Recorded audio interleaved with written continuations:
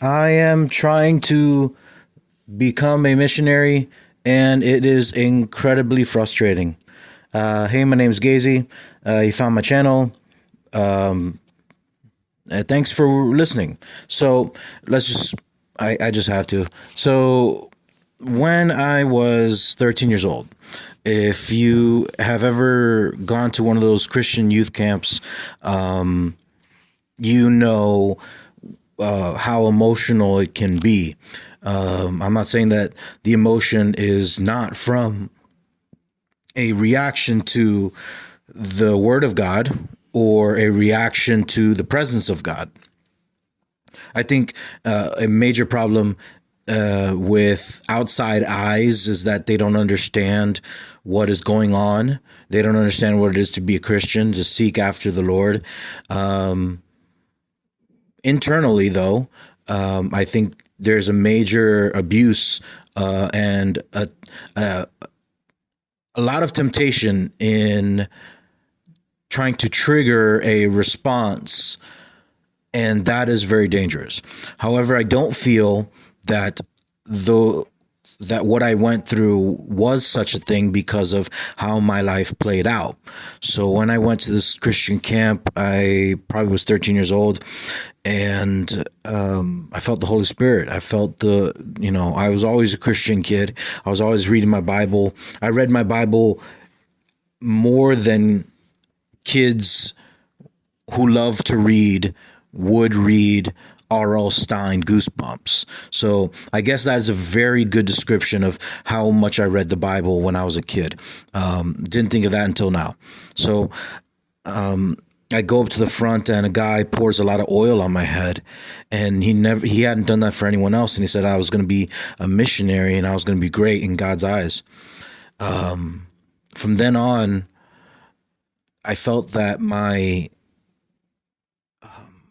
life path was kind of decided.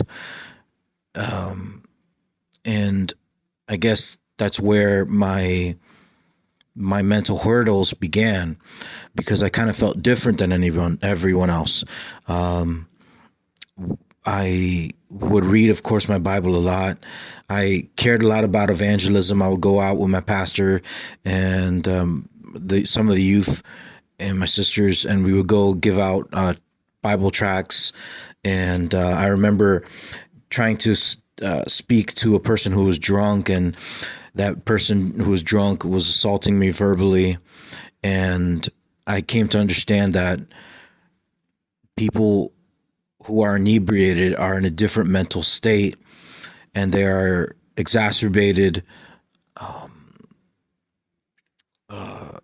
Their ability to communicate is exacerbated, like their feelings are. They don't verbalize it in a like a tete-a-tete way.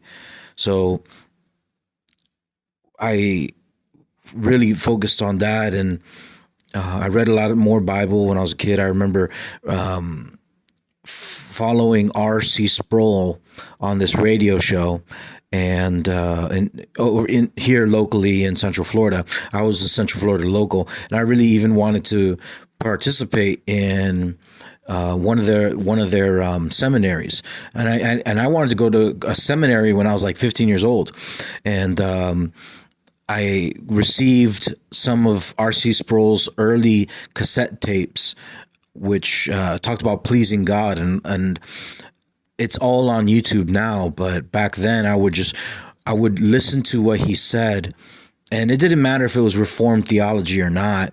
It was Christianity, and it was Scripture, and I needed that.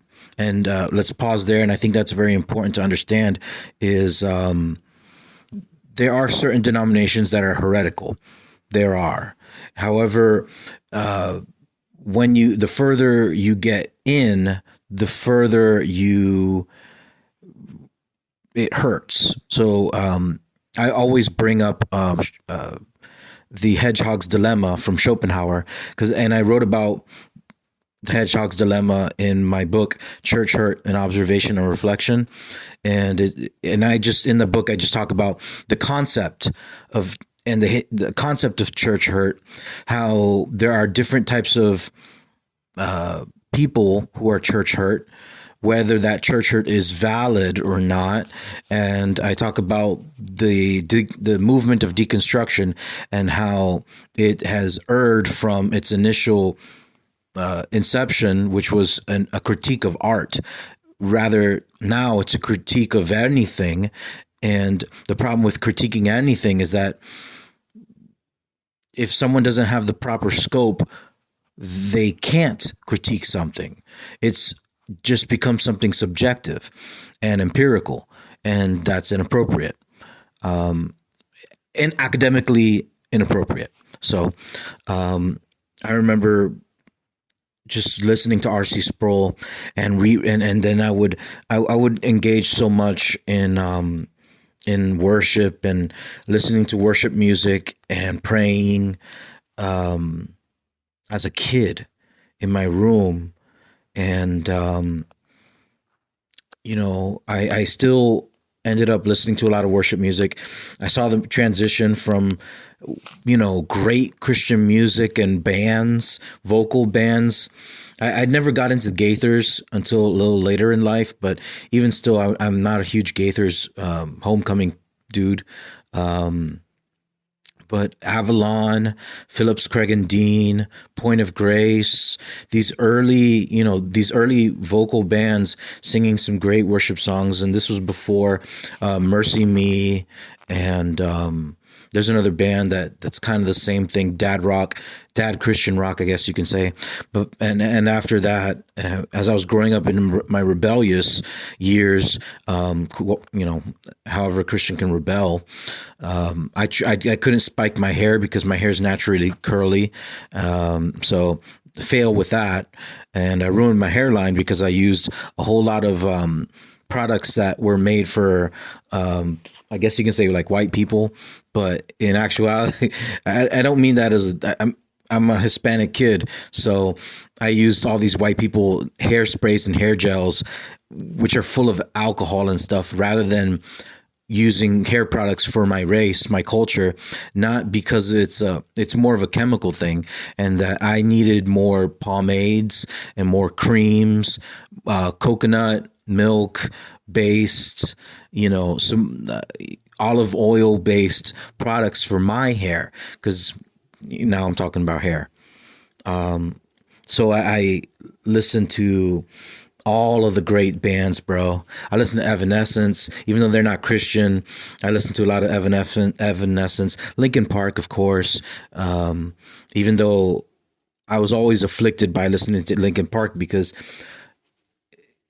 the music is great, but when you listen to Chester, he was in pain. And the point of you should want to be healed from your pain. And I don't know if he ever got healed from his pain because at the end of he ended up committing suicide. So it was always awkward for me to listen to Linkin Park and certain bands like that. But I would go on to listen to Under Oath, Anne Berlin, Emery, Mute Math, Earth Suit before they were Mute Math, of course. There was era of DC Talk and era of Salvador, but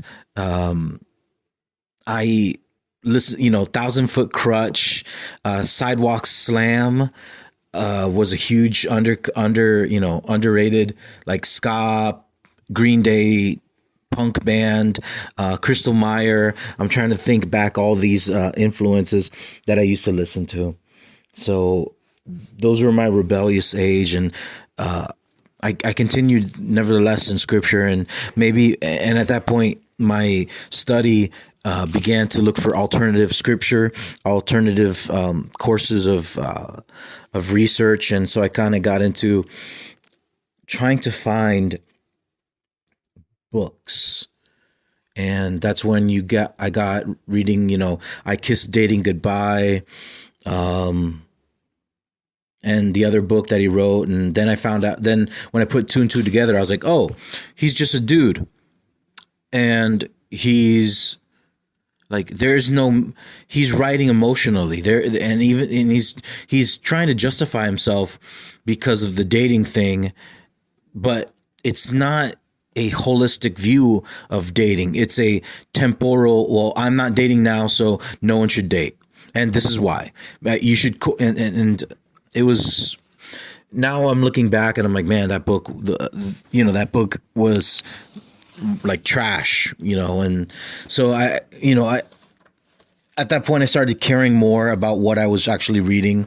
So I started reading, the old classics, Dr. Jekyll, Mr. Hyde. I read, The Giver, The Messenger, just classic stuff, books that you can actually trust for the sake of history. I did go and I was reading certain books like, Joyce Meyer, Battlefield of the Mind. If you ever read Battlefield of the Mind at the time, it was very good. Very good book. However, so I'm sitting there and I'm trying to listen to certain preachers. John Piper didn't come out back then. These very Francis Chan, he did come out. Never mind. Piper was around the Francis Chan era, and so I was reading all that stuff, and I'm saying all this because I was trying to find. I couldn't do anything as a kid, as a missionary. I remember my dad bought plane tickets for us to go to Costa Rica, and back in the 90s, things were cheaper. So, and my father was Costa Rican, and I'm Costa Rican. So, it's not like it's a point of bragging. We kind of went to Costa Rica like once every year, because of his family, my extended family there. So, I remember just bringing a suit, a kid's size suit, and Bibles, and I was like, all right, I'm ready. And then my parents were like, no, you need more. What are you doing? I was like, I thought, this is a mission trip, right? And he's like, no. And then I'm kind of learning about some kids doing mission trips, and I was a part of a church that was just uber small, and there were only kids. The only kids were me and my sisters, really. And that sucked, man. All their youth groups would go to these like Bible camps that were like hype as all get out, hype beasts, and they were like, the bonfires and the activities and the worship and these really really cool youth things, and I didn't have that, and that hurt. And I felt alone. Dang, I'm going deep. I didn't think I would be thinking about my life like this. So let me get some water real quick. And so I suffered a lot from being alone, and then I went to college for a semester, and I wanted to go back, but I guess God. And I say this sarcastically, but God didn't provide me a financial miracle.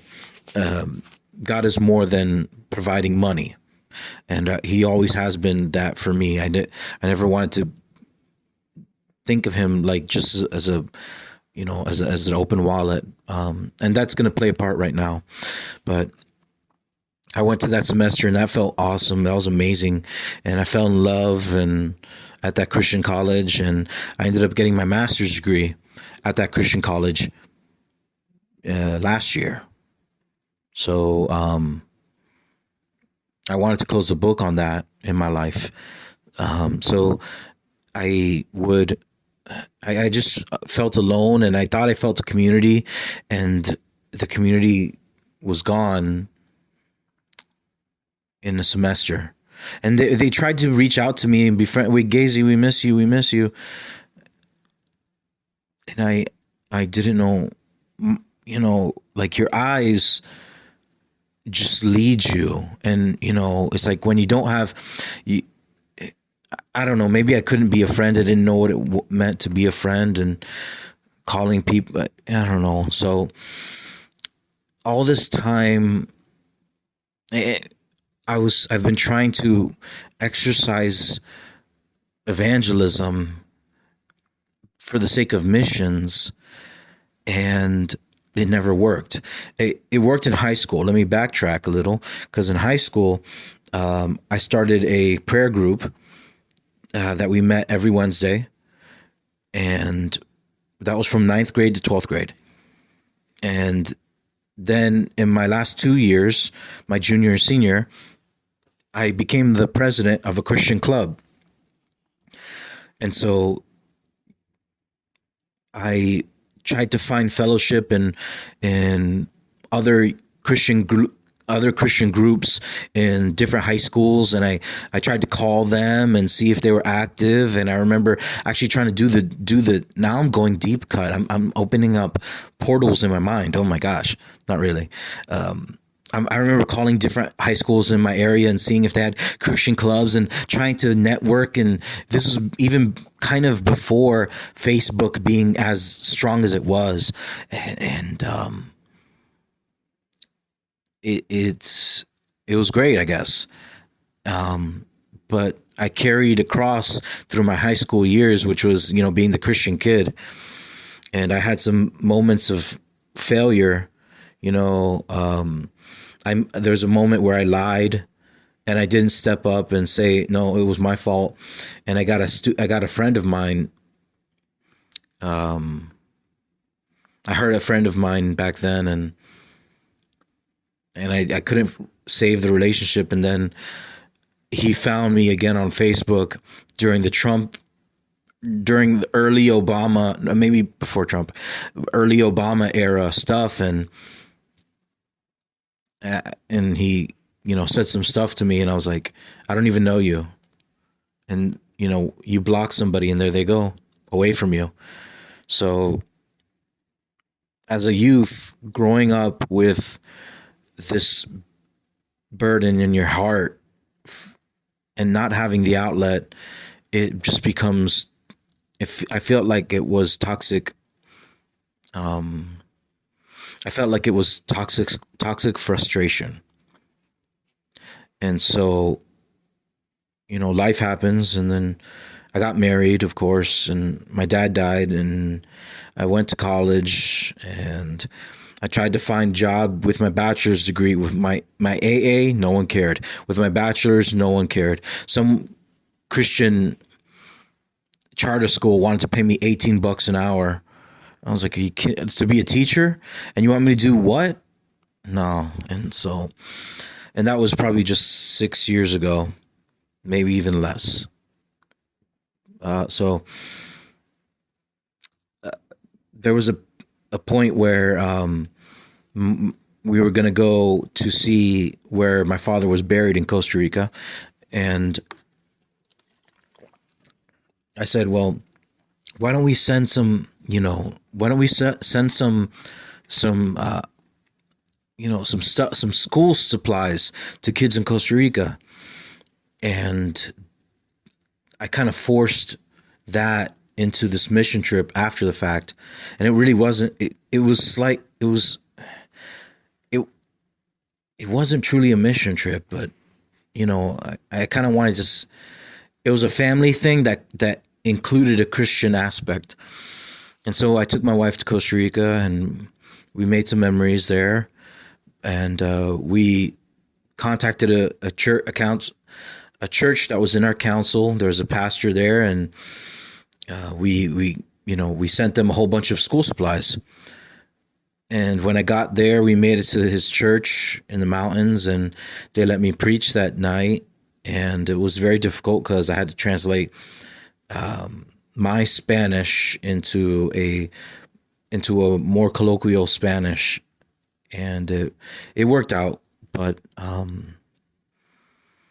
I tried to make a connection with the youth there, and I didn't know what to say.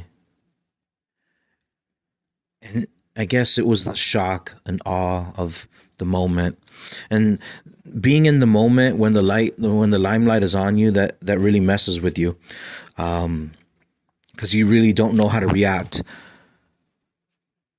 You freeze up.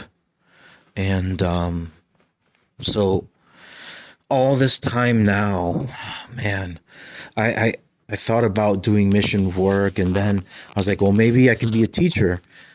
and use, maybe I can, that's it. Maybe I can be a missionary and then use my teaching skills to teach English in another country. That makes total sense. And I still didn't finish my TEFL certificate. Teaching others English, uh, teaching for, it's like a TOEL or FL, foreign language, teaching others education foreign language, something like that. But it's a TEFL certificate, or the IELTS, instructional English, something, whatever. I tried doing that, and I had some job interviews, some phone interviews, and that didn't work out. And then I got a job at this place called Berlitz, which is an international language school. And long story short, I was teaching under a specific methodology, which is basically immersion and repetition. Good luck trying to assimilate, and that takes so much concentration that to do it in groups, it don't work out. And yeah. So, and what hurt me with Berlitz was because I did find out that I could teach overseas. I can work at a Berlitz overseas, and I was excited. I was like, yay! But this Berlitz school, they only focused on teaching Brazilians, because they could give Brazilians a student visa rather than a tourist visa, so they can stay in the country longer. So they didn't really care about language education as much as I did. Sorry, I took some more water. So what ended up happening is I left that job, and I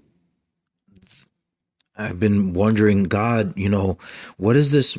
When do you want me to do this missions thing? Like, it burns in my heart. It burns, and it's like every time I try to plug it in the outlet, I can't make the connection. But things are connecting, but I still can't make the connection.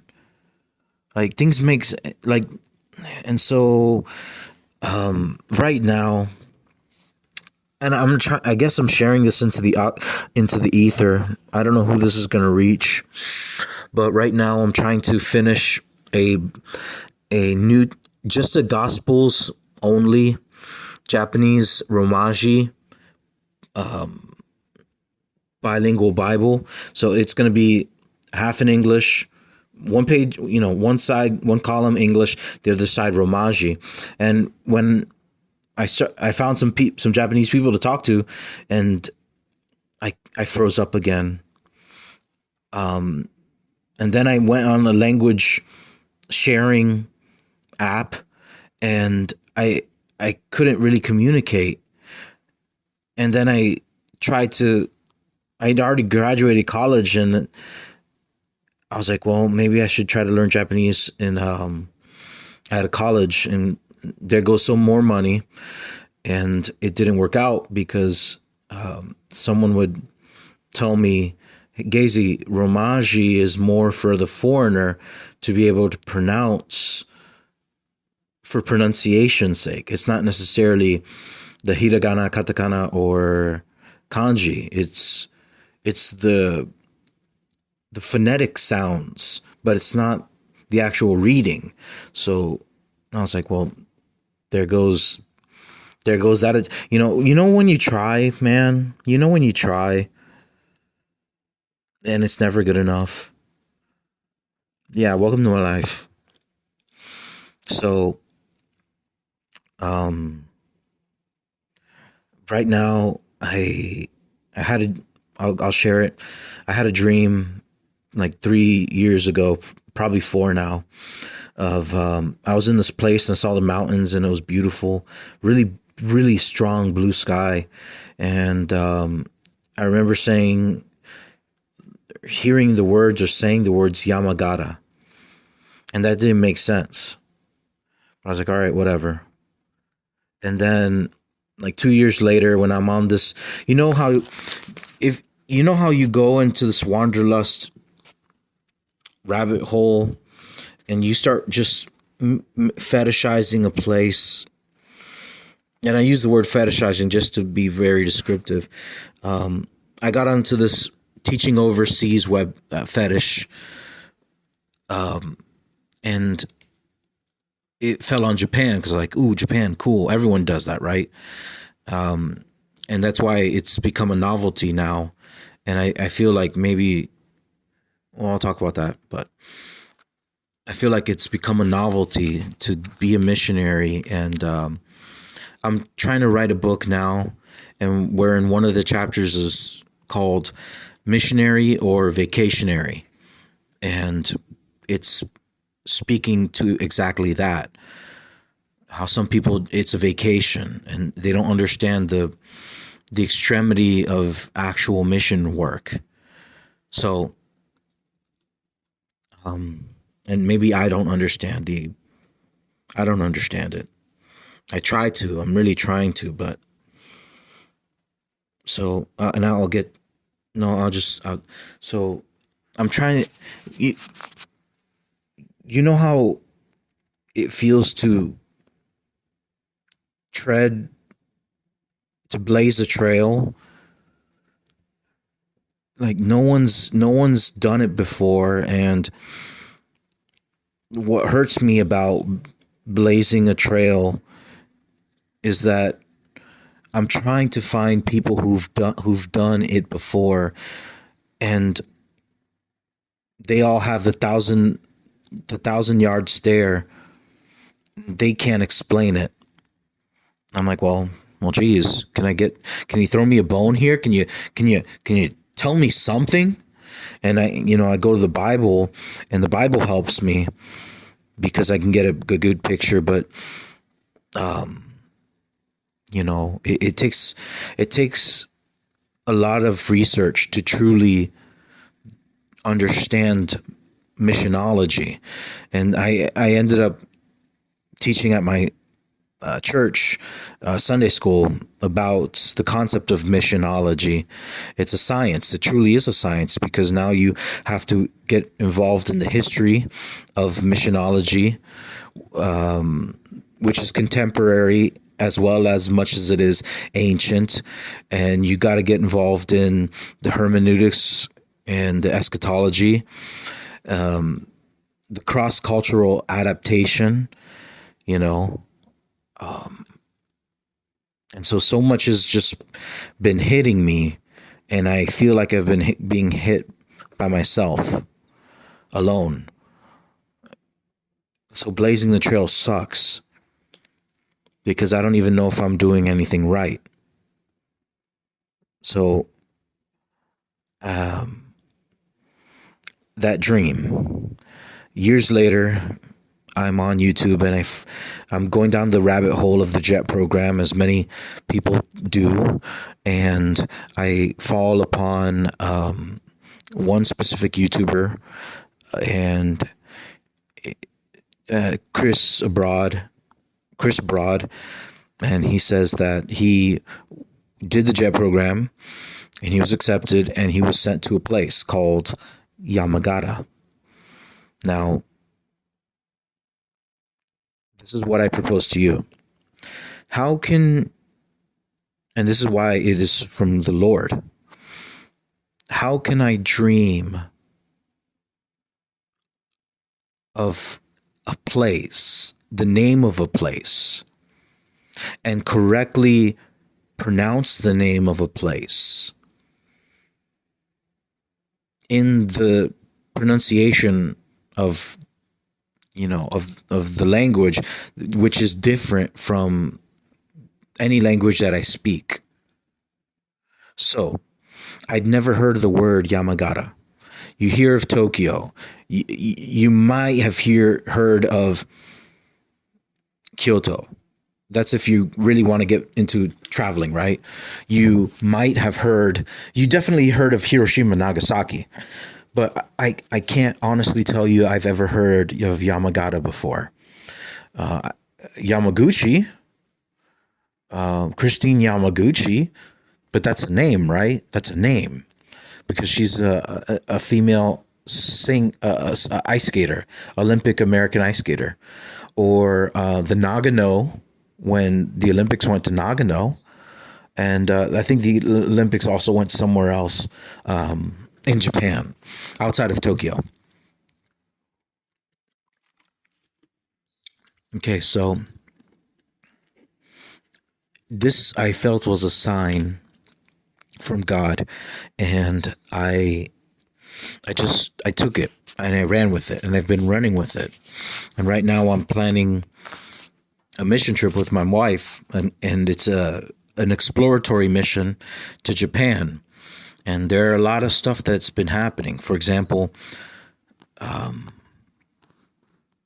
one of the things is that the church that we joined when we moved to this new place in Florida, they are an international missions council. However, there's one place where they don't have any churches. Guess. Of course, it's Japan. The next thing was, I asked God when I talked to my pastor about it, and he gave me a lot of green lights and green flags. I said, I don't know how to do this. And I went in prayer, and God told me to go and read about the spies that went to Canaan. And when I went to that passage in the Bible, not the Jericho spies, this is the spies to Canaan. When I went to that passage, I got a full plan. The full plan is, and this is in the Bible, and I tell you, let me tell you, and then I'll tell you. The full plan was go for 40 days. My wife and I are only going 30, but the plan in the Bible, 40 days. And start from the south and go north and learn about the customs, learn about the people, learn about the culture, how many there are. And that's it. It's more specific than that, but that's the gist that I can tell you at the moment. The reason why I have a great confidence in what I'm telling you is because this moment is parallel to when my dad died. Because my dad died a month before I got married. And I remember crying out to God, God, I don't know what to do. I don't have a man in my life. And if you're listening up to this point, you can understand what I mean. You're not going to be you're not going to be an asshole. Be like, oh, that's gay. Like, you don't understand that. If that's what you thought, then just I don't know. But I don't have a figure. I don't have a man in my life. Where's the man who's supposed to show me how to be a husband, how to suffer, my dad's dead. He's the man I was supposed to have. And I was only like 26 years old, I guess. I don't remember. So God, in his mercy, showed me a Bible passage that I'd never read in my life. And I need you to believe what I'm telling you, because it's the truth. I have never read this passage in the Bible in my life. So 20 some odd years had passed, and I'd never read this. And I opened up the Bible, and God showed me the passage where David was dying, and he was speaking to Solomon, his son. And I think it might be in First Kings or something like that. I don't, but you can Google that. You can Google David's words to King Solomon before he dies. And when I read those words, I felt that I can trust God with a lot of intimate problems, because he always speaks to me, and he speaks like that. So I opened up the Bible and I read these words of encouragement from a dying dad, words of uplifting, instructions on how to continue on, instructions for how to handle business, how to, when someone dies, they try to leave you instructions about, hey, watch out for these people, watch out for this, do this, pay this, and so I read that. And when I read that, I felt understood by God. And so that's why when I have certain dreams and moments of spirituality, I can trust God. And I can't tell you what trusting is, because people like, oh, I trust God. I'm like, shut up. Shut up. Do you know what that means to trust God? You know what the ringer that you have to be put through? Do you know, like, there's something called a trapiche in Puerto Rico, and it's a device that's used to squeeze sugar cane juice from sugar canes. And when you put a sugar cane through a trapiche, you hear bone cracking fibers of this bamboo-like stalk, and it's crushed.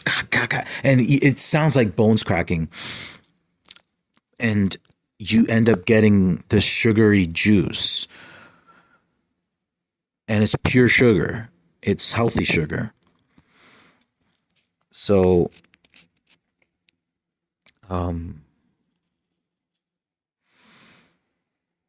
I can trust God with that vision, and I can trust God, and it's painful because and that's why I wanted to make this this podcast episode thing, whatever this is, because I don't have anyone except God.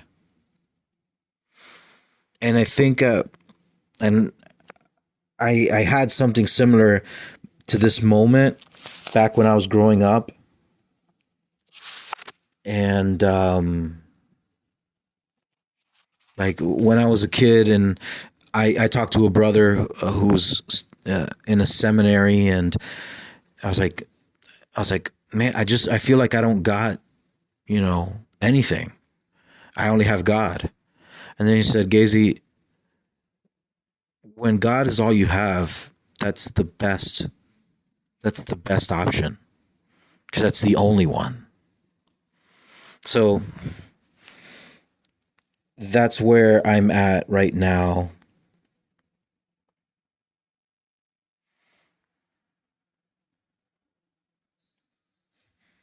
And I hope you can kind of see it. Maybe if you want to be a missionary, if you're trying to study that, or God called you, I hope this gives you some insight into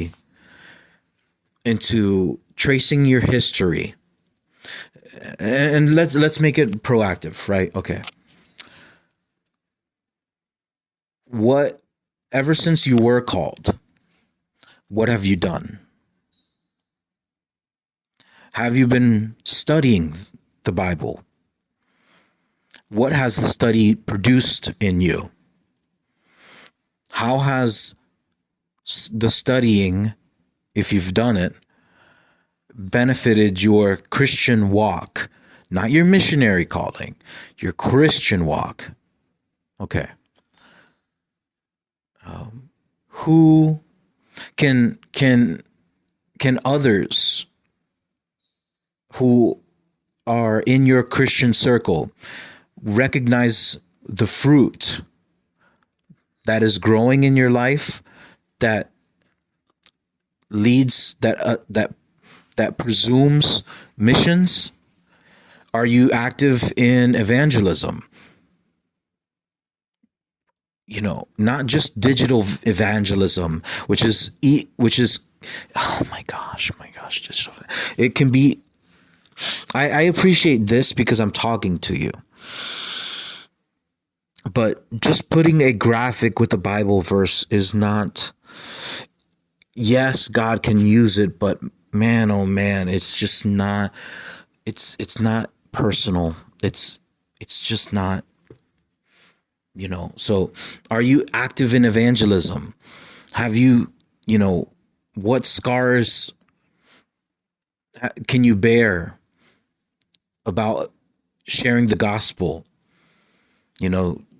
Does your pastor do church leaders have confidence in you? Are you serving in your local church to any capacity? Do the church leaders have confidence in including you in more and more organizational development? Are you being asked to take on specific roles in your local church? Have you, have you entered into any secular positions of work? Have you, do you have any ties that are any secular ties, a career? Maybe you're a dental hygienist. Maybe you're married, XYZ, whatever. Do you understand the severity of severing certain ties? Not marriage. Your wife has to go. Your husband has to go. Does your husband or wife or your kids, do they want to go on do they want to go too? You realize that it's not just your life you're affecting. There are pastors' kids, and guess what? There's also missionary kids. So, yeah. So I'll leave you with those questions. If you have any questions for me, go ahead and ask them in the comments. I didn't expect to do this, but I just wanted to get this out, and by doing this, I kind of feel better about my present situation. So my name's Gazy. God bless. Take care.